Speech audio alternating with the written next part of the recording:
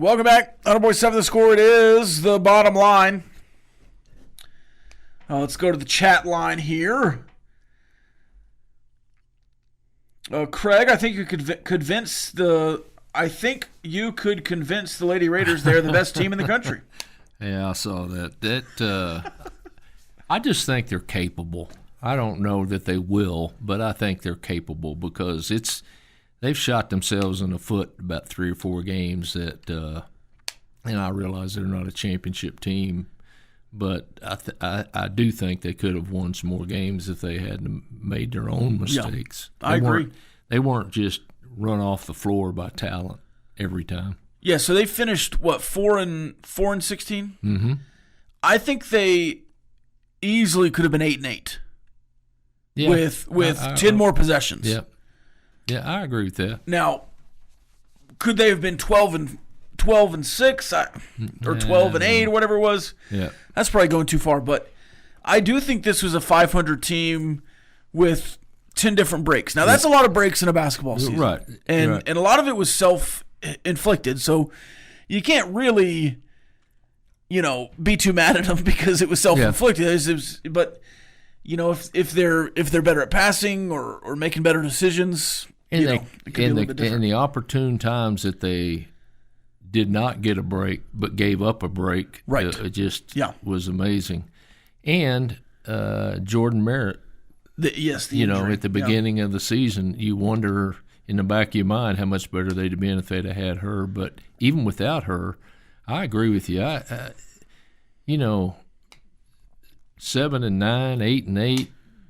8-8. I think that was possible, and it wasn't, and they didn't do it. So it's moot point. But I do think they're capable of beating somebody. I don't know if they're going to get the opportunity. They may lose tonight against Utah.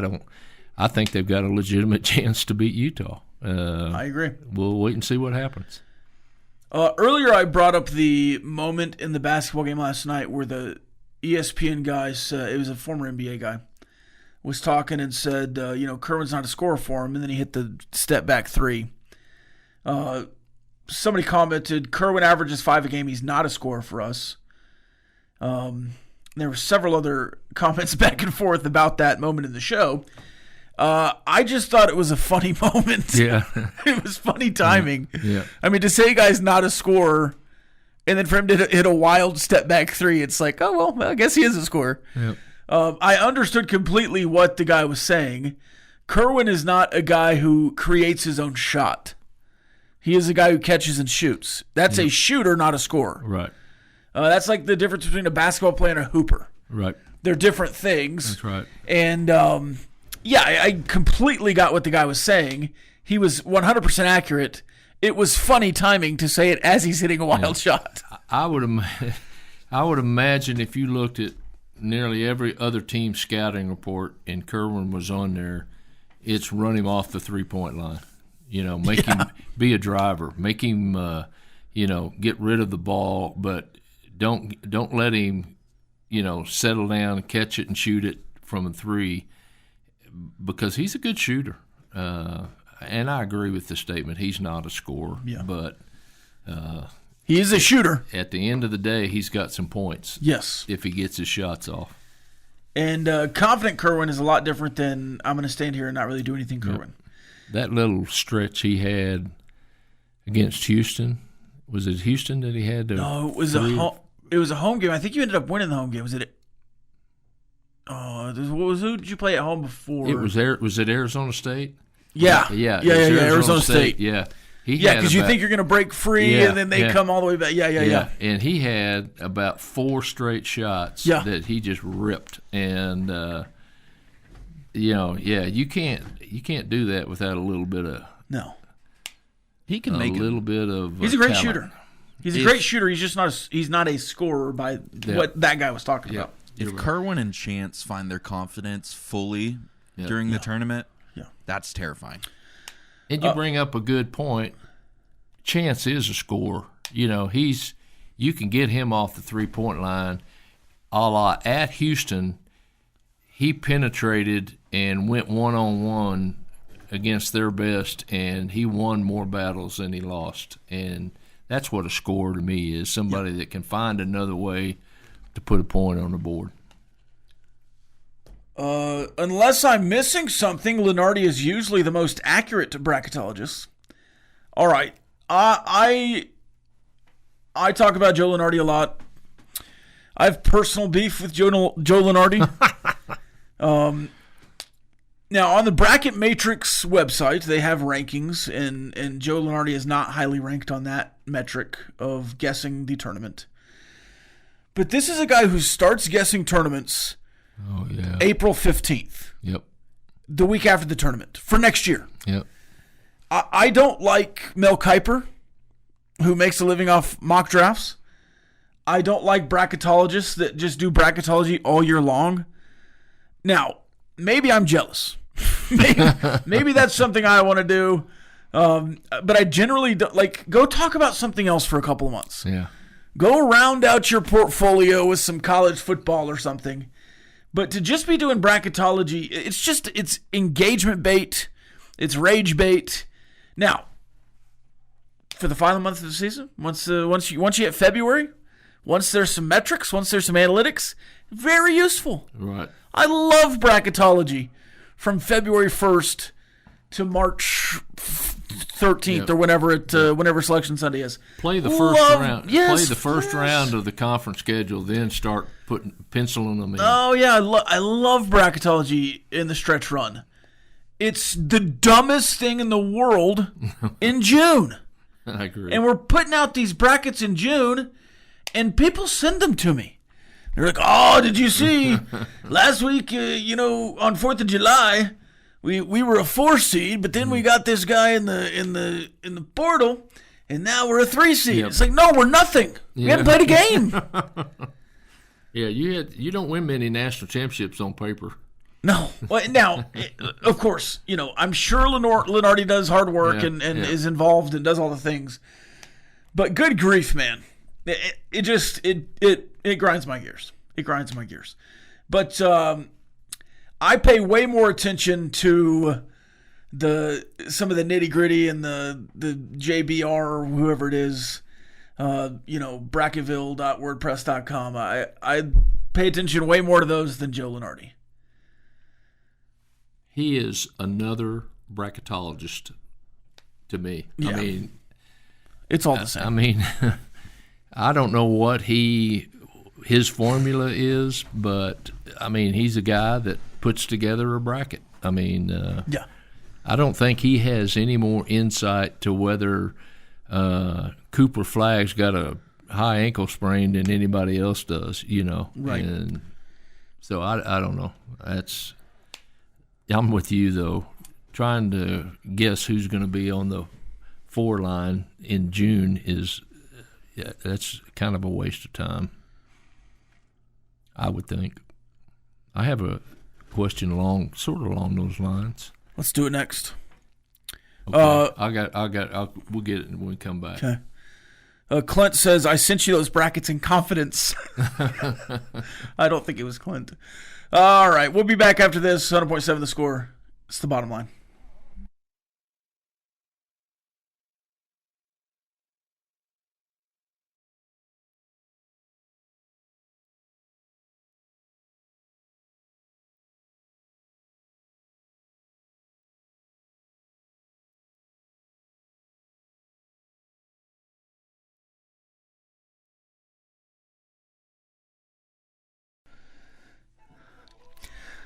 Welcome back, 100.7 The Score. It is the bottom line.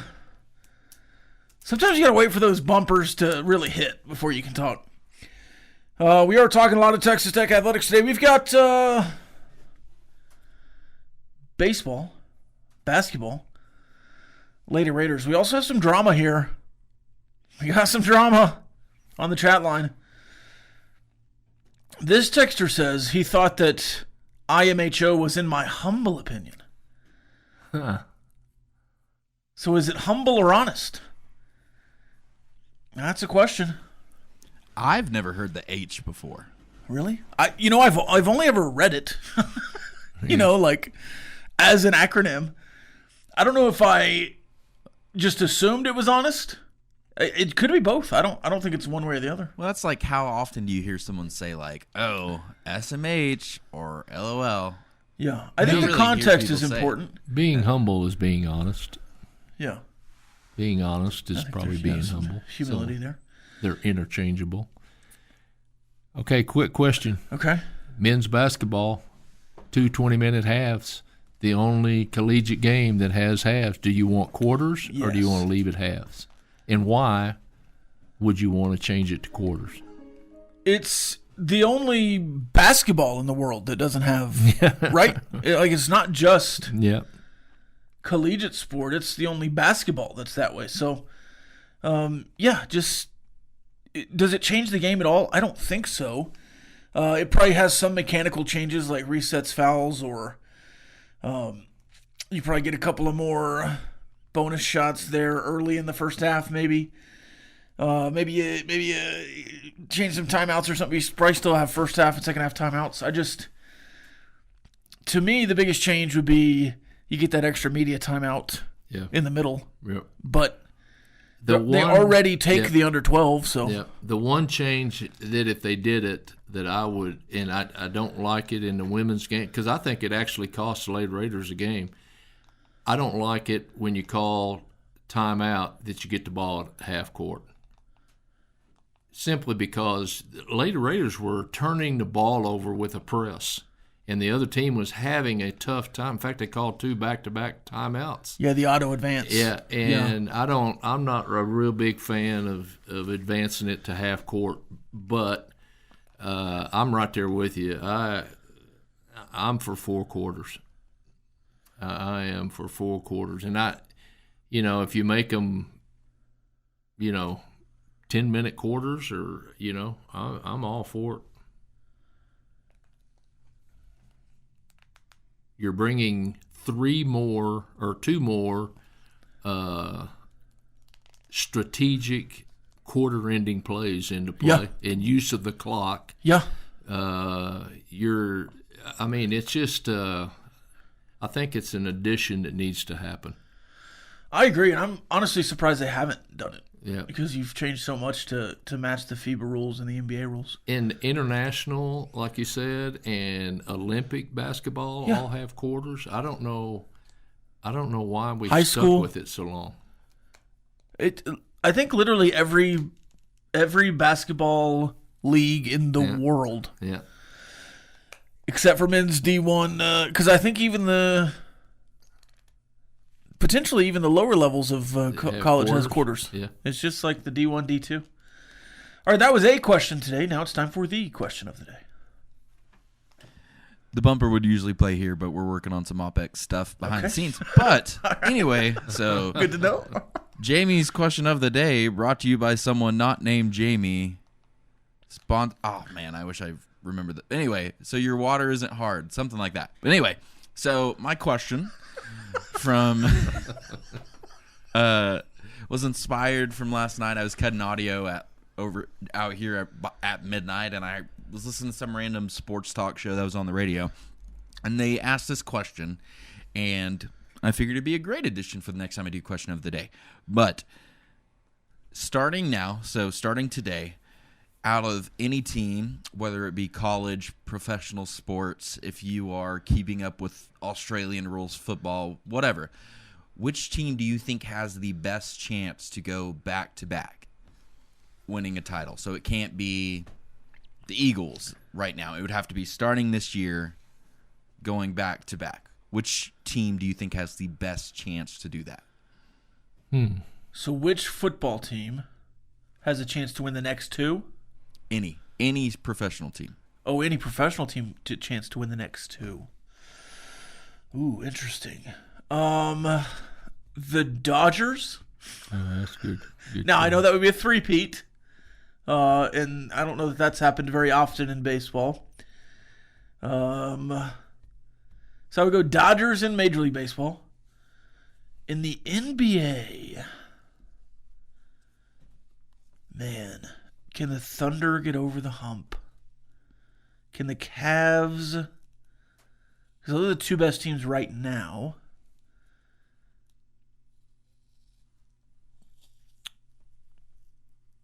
should I say the mean thing and do the Lakers? I was thinking it.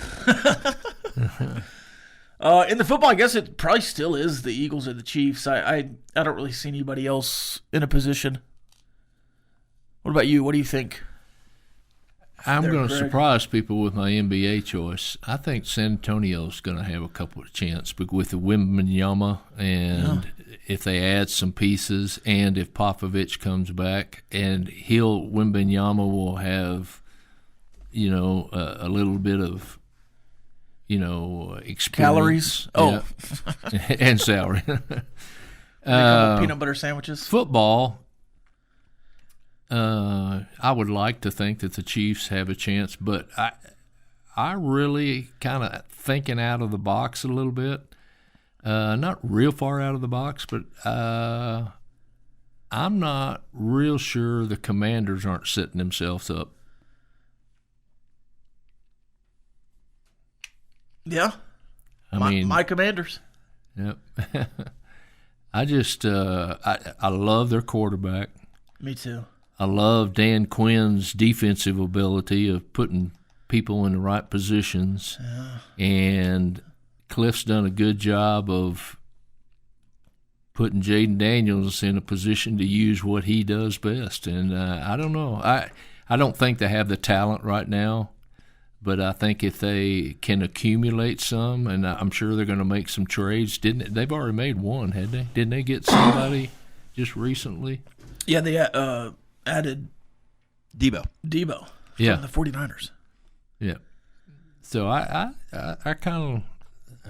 kind of thinking the Commanders may be an up and coming team, and I just don't know if they're good enough to win it though. That's the problem. Yeah, I would have said the Lions. If you asked me this before last year. Yeah. But 2 new coordinators. What is that going to look like? The roster is just a little bit different year to year. I really think they had their best window this year to go all the way, and they just couldn't do it. So, I mean, I think the Packers could get hot. I don't see them winning 2 in a row. I really have liked what the Bears have done this offseason, but that's a ridiculous thing to say that they would win 2 in a row. I tell you a team that I think could win 1, but I don't know about going back-to-back, is the Chargers.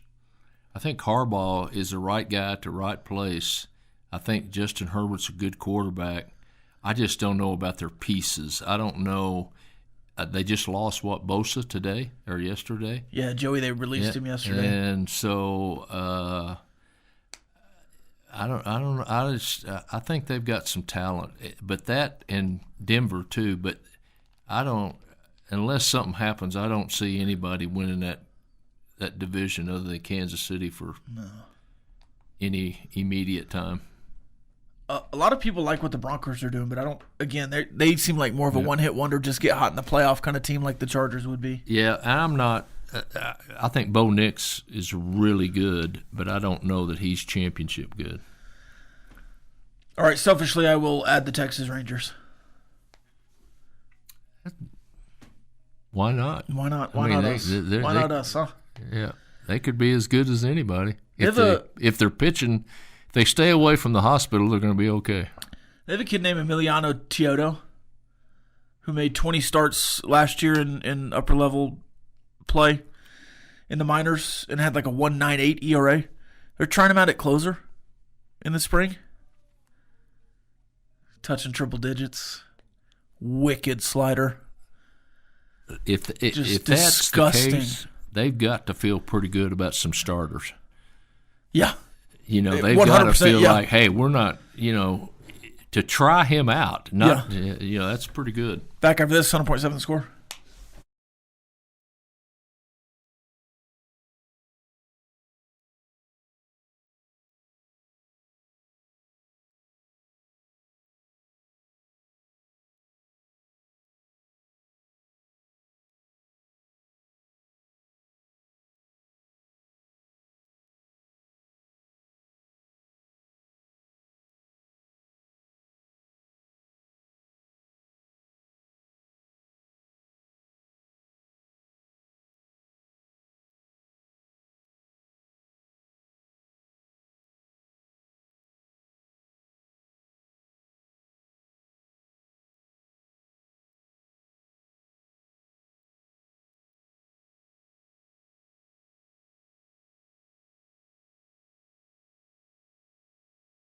Welcome back, 100.7 The Score. Back to the text line. This texter says they were certain, I don't know if it's a he, they were certain it was honest, but looking it up, there's split opinions, leaning towards humble. Huh. So you learned something. And who says you don't learn anything on this show? That's right.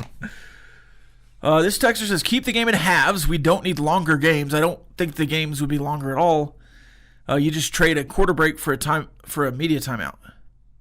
Yep, that's right. That's exactly right. And you basically just have a set media timeout instead of a floating media timeout. Right. Exactly. So it's the same game. I don't think it would lengthen the game at all. No, and it's not a 5-minute quarter break. It's a minute, just like a full timeout. And I don't think it would shorten it very much, but I don't foresee it lengthening the game at all. Well, I guess a media timeout might be 2, but you know what I mean. For these college games, it's you get commercials in there, and whatnot. Oh, Chalupa says the Dallas Cowboys will win the next 2. I wouldn't be mad at it, but I don't see it. The Dallas Cowboys have freed up $50 million plus of cap space in the last 2 days. Ooh. We'll see what happens. An old man helping man here might want to avoid the Sharp heading out of town. Traffic backing up around Quaker. And, speaking of the Cowboys and their cap space, if you'll remember back right at the end of the season, I think it was in some press conference or something, and Jerry and Steven were both in it. Jerry said, we are going to have to be better capologists. And you wonder if they haven't brought somebody in or some analytical, study was done on what they're doing or what they could do to get better at it or something, because these are moves that they haven't made a whole lot of in the past. So something's headed in that direction as far as capology and how they're going to use that money and so forth. And it's going to be interesting to see if they get a free agent, who it is and how they pay for it and so forth and so on. But it sure kind of seems like it's headed towards, and I don't mean this in a negative sense, but doing what the other teams do. Yeah. All right, let's do a couple of dad jokes here. I guess do we have the bumpers back? It's now time for the dad joke of the day.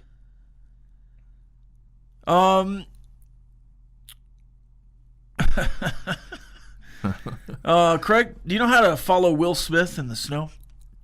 Follow Will? No, I do not. You follow the Fresh Prince. Ooh. Oh, yeah, the clown. The only one of you buffoons who doesn't make me laugh. Did I ever tell you how I met my wife there, Craig? No. It was Halloween. She was dressed as a slinky. Yeah, I saw her coming down the stairs. Okay. What are all those dads out there? What are they thinking? Right now, if they're listening to these jokes and they're saying, okay. Yeah, those are bad. Let's see. What vegetable is cool, but not that cool? You know that one? What vegetable's cool, but it's not that cool? Don't know. It's a radish. Why me? We need to add Craig's sound effects to the bumper bar there. The audible disgust. Oh, that is great. Oh, how about one more? Why did the orange lose the race? It's a distance race. Why did he lose the race? Don't know. She just ran out of juice, man. Should have known that. Why are you the way that you are? Honestly, every time I try to do something fun or exciting, you make it not that way. This texture says you make choices, Dad. Jokes look good. Okay. Jacob, are you a Star Wars guy? Of course. Are you a Star Wars guy?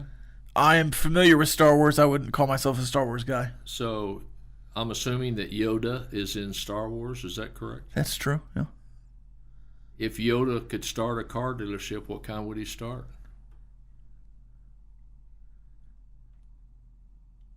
Well, we're going... A toy Yoda. Yeah. Come on. Yeah, that's what I was going to say. Toy Yoda. You're horrible. You're horrible. I would agree with that. Do you know Honda was mentioned in the Bible? Honda? Yeah, the Honda. No. It says Jesus and his apostles were all in one accord.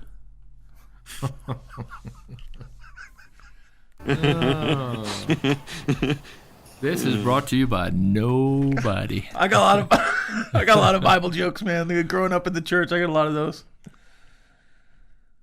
Do you know the only state mentioned in the Bible? No. It's in the... Go ahead, spit it out. Early on, Noah stepped out of the Arkansas. Old Razzle Dazzle says, apparently you can't use beef stew as a password. It's not stroganoff. Stroganoff. Oh. Stroganoff. That's good. That's hard to say out loud. Let's see. The Indiana State Sycamores, I believe, are locked in a tight one with the Southern Illinois Salukis.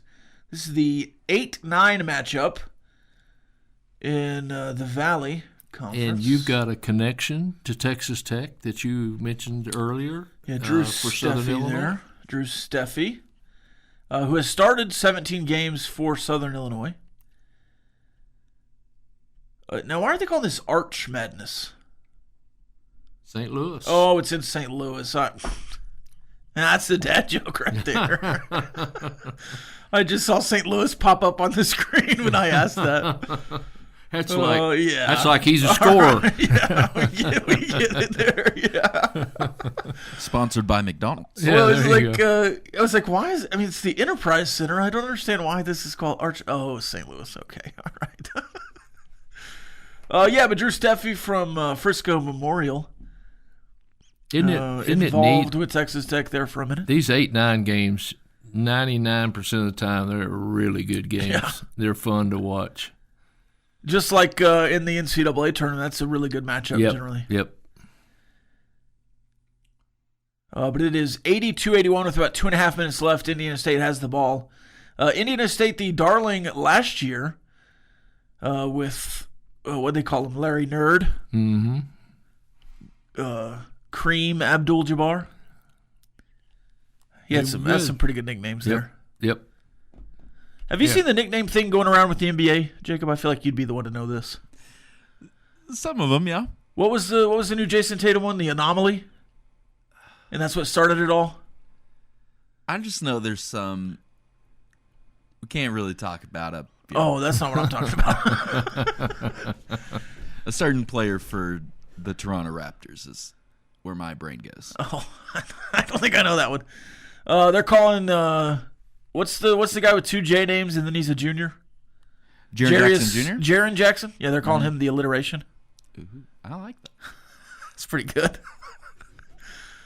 No, but apparently I'll try to find the video for you. So does the media, do they get credit for these nicknames if they came up with it?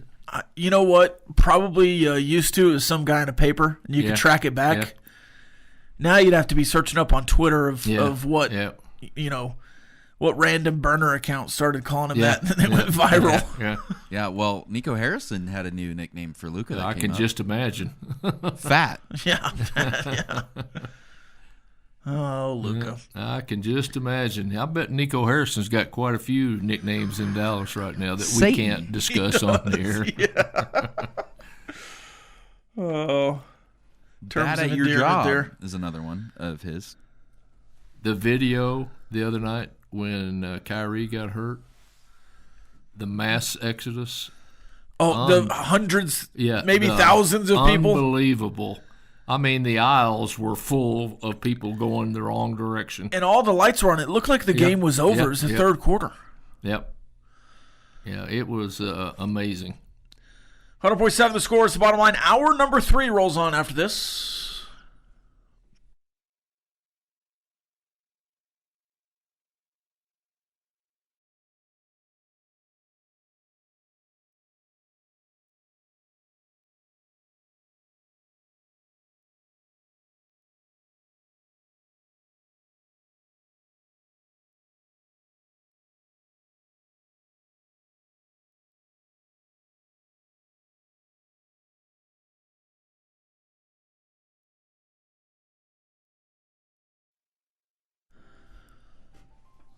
Welcome back. 100.7 the score. It is the bottom line.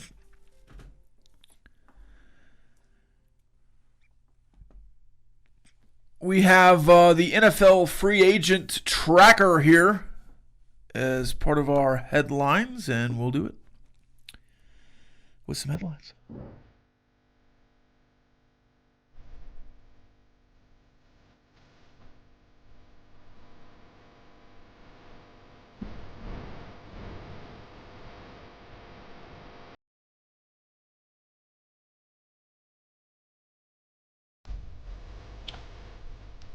Yesterday, the Commanders traded for 49ers wide receiver Deebo Samuel. Earlier in the week, at least it came out in the last couple days. Samuel has now put out a 2,000-word essay for the Players Tribune calling the departure bittersweet. Bittersweet. The 49ers have also informed their defensive tackle, Javon Hargrave, that he will be released on the first day of the new league year next week. The Commanders have brought back Zane Gonzalez. I think they had 17 kickers or something last year before Zane Gonzalez locked in finally, so they'll bring him back. The draftees for the 2025 draft are also visiting teams.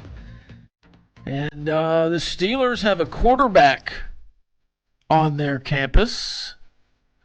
Do you want to guess what quarterback might get drafted by the Pittsburgh Steelers early on that might have a connection to Texas Tech? Shuck. Tyler Shuck. It's Tyler Shuck, yeah. He is on the Steelers campus. He's part of a group of 30 that also includes offensive lineman from West Virginia, Wyatt Milo. I wonder if Taj Brooks will be in Pittsburgh. I've seen some mock drafts where he's involved with the Steelers. He is a Pittsburgh type back. Yes, he is. In other news, DK Metcalf has officially asked for a trade. Or at least that is the reporting here. What will be in the return? Who's the most likely option? I do think the Cowboys would be a good fit. And they have created some cap space to potentially make some moves like that.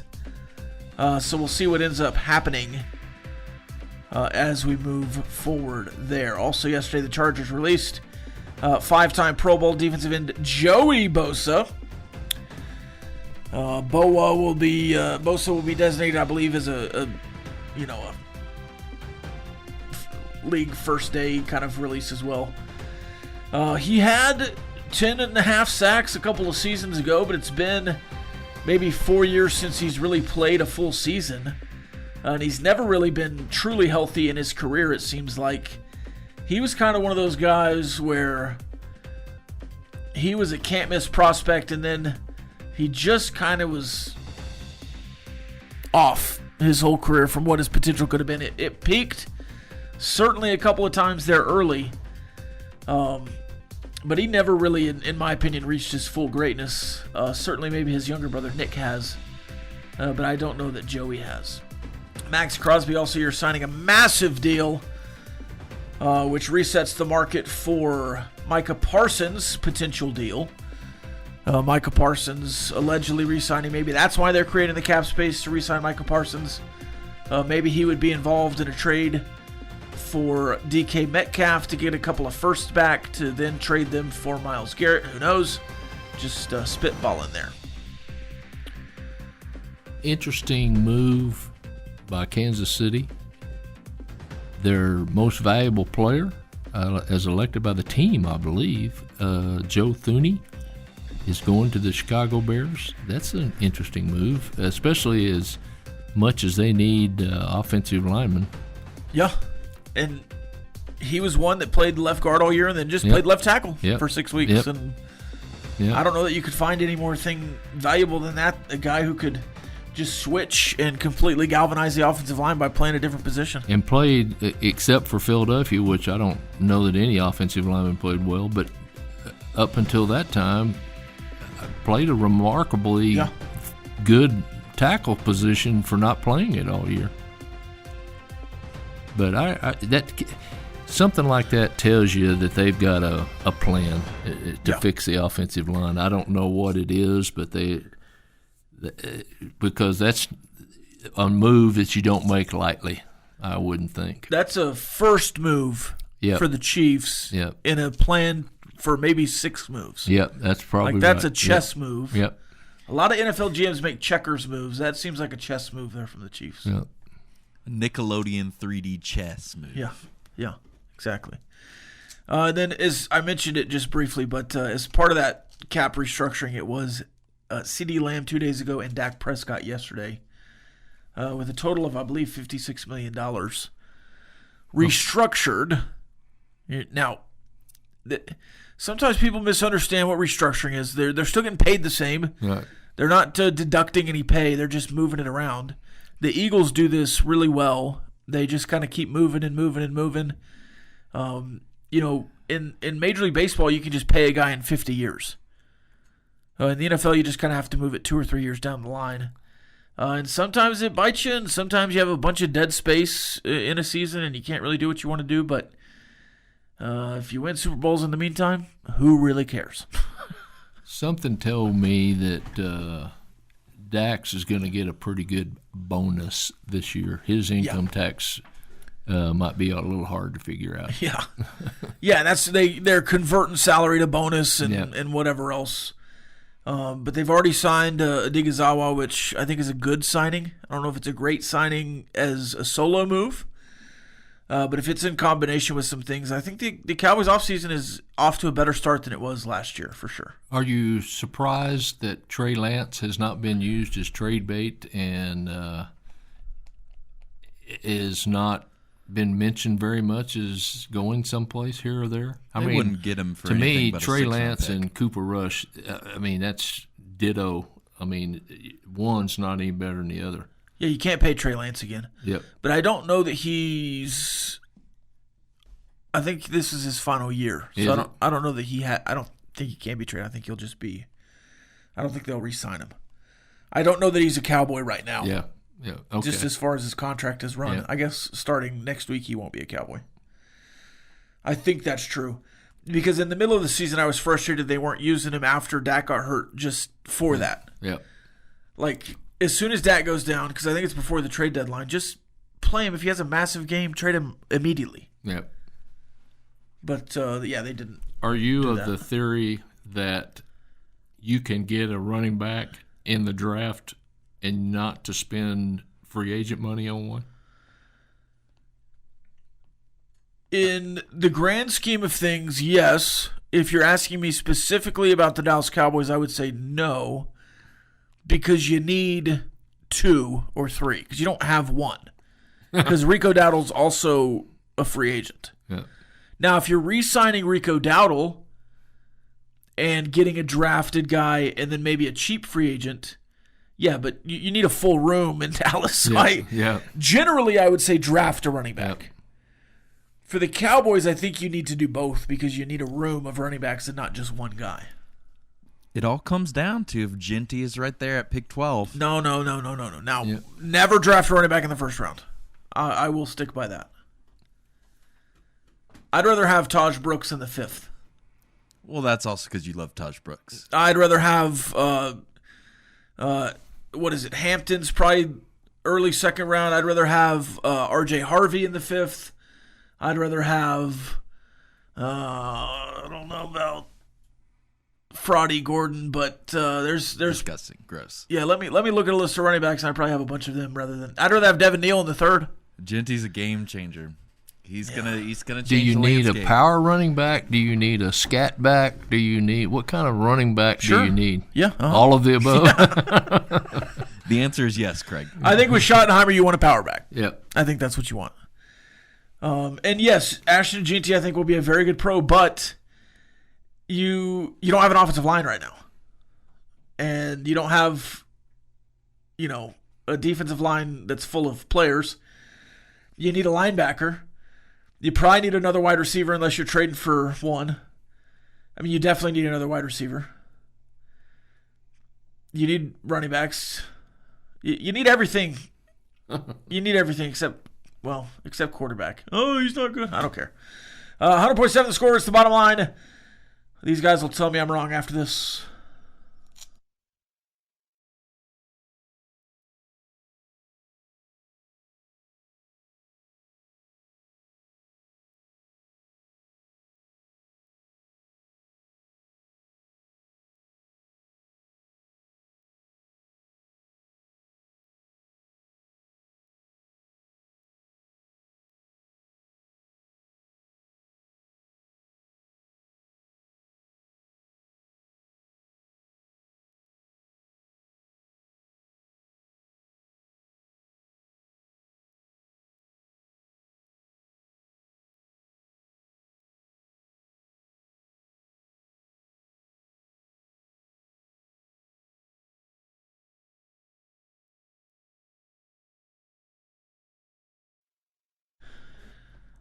Welcome back, 100.7 The Score. It is the bottom line.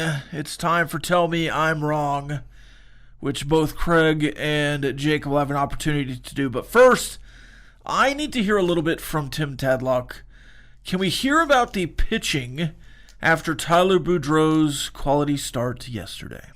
Well, that's an interesting question right there and that was the 5th guy we ran out there as a starter today.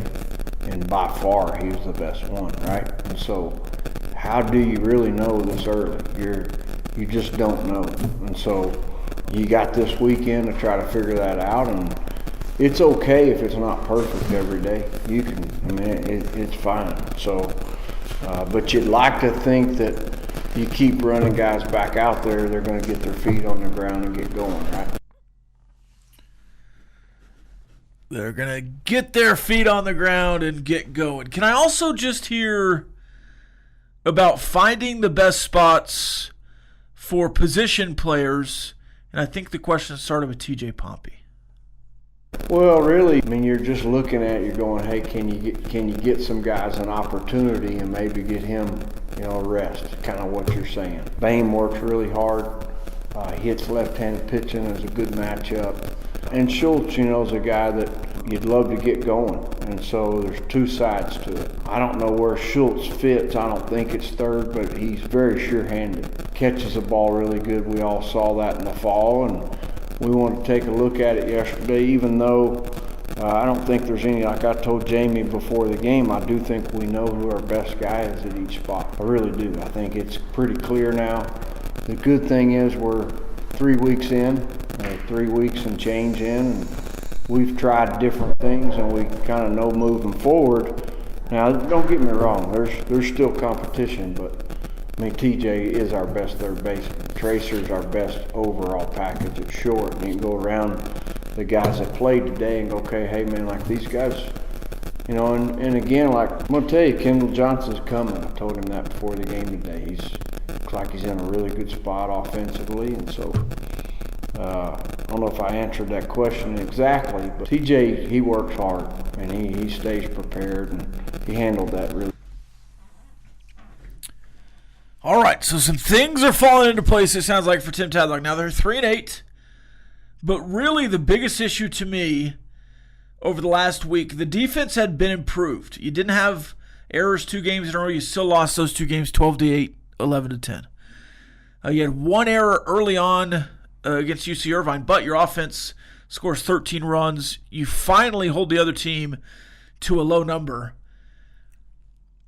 What I'm going to say is Tyler Boudreau, in his start yesterday, saved Texas Tech's baseball season. Tell me I'm wrong.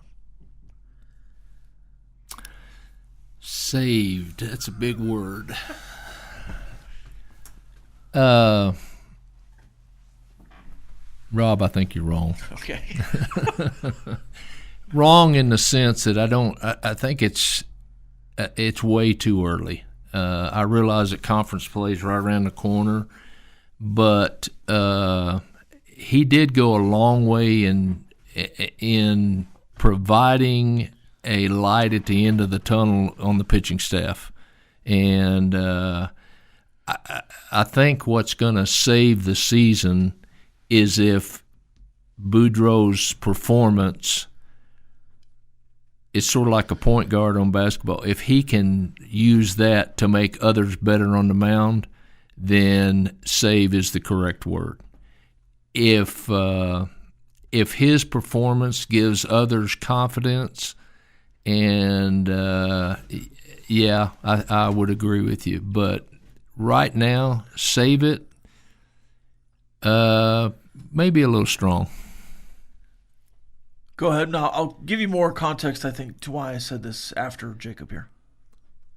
Let's just hear it for the Canadian players who I can't tell you you're wrong, Rob, purely because Boudreau, his way of coming to Texas Tech, my accent came out, was really unique. Just coming from like Alberta to Midland College, spending a couple years there and playing really well, comes to Tech and gets his first opportunity to start, and he's lights out. Like, it was, even if watching him in person, it was like a completely different experience than the other games I've been to previously.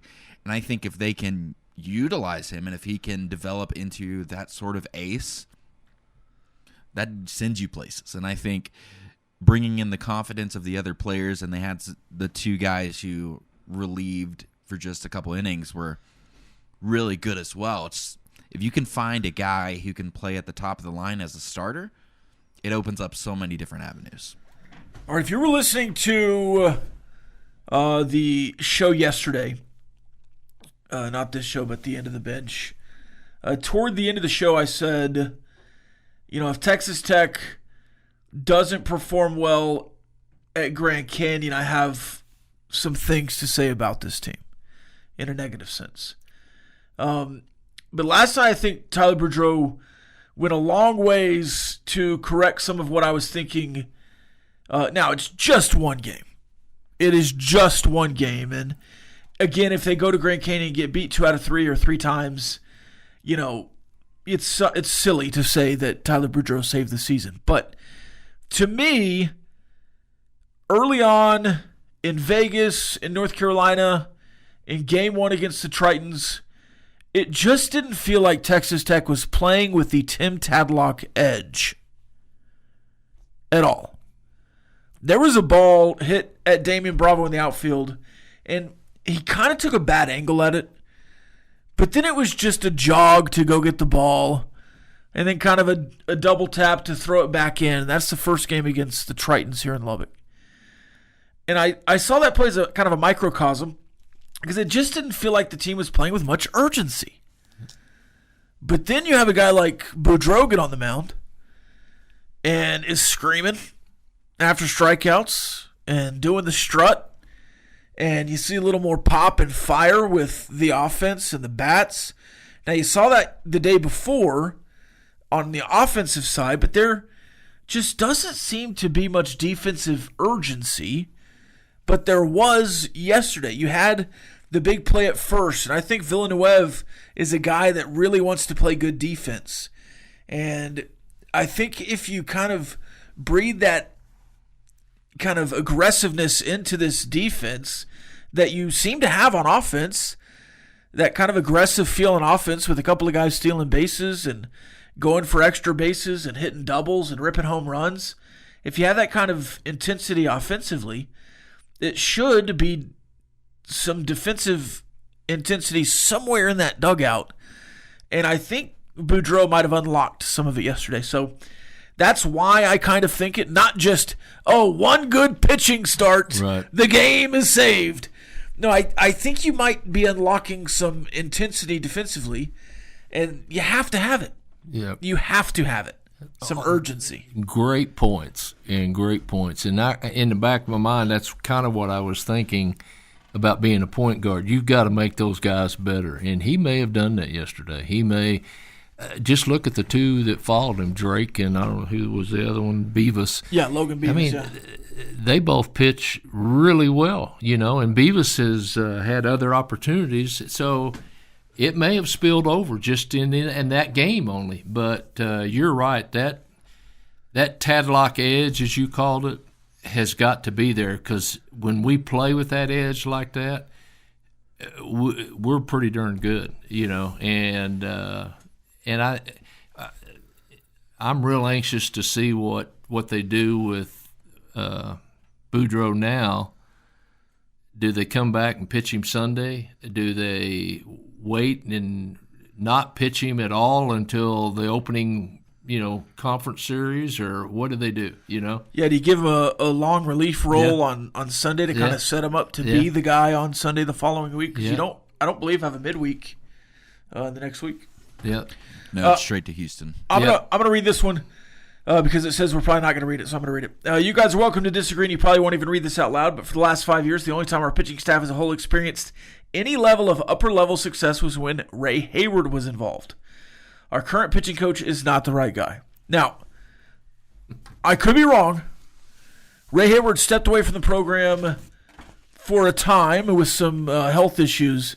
You are correct. He's back, though. He's involved. He's not listed as an assistant because you can only have a certain amount of assistants. I think his title is special assistant to the head coach or something like that. Yeah, around. Yeah. He's helping the pitchers. He's coaching, right? He's at least around involved. Yes, and that's to our advantage. I'm a big Ray Hayward fan, and could not agree. 100.7 the score. It's more. Bottom line.